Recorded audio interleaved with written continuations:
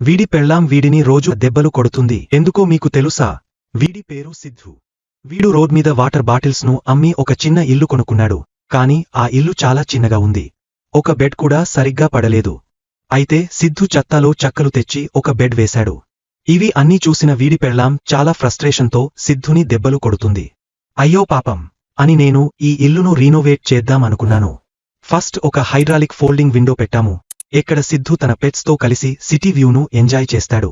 ఇప్పుడు ఒక బెడ్ ఫ్రేమ్ను తయారు చేసి వుడ్ వెనీర్తో కవర్ చేసి బెడ్ను వేశాము.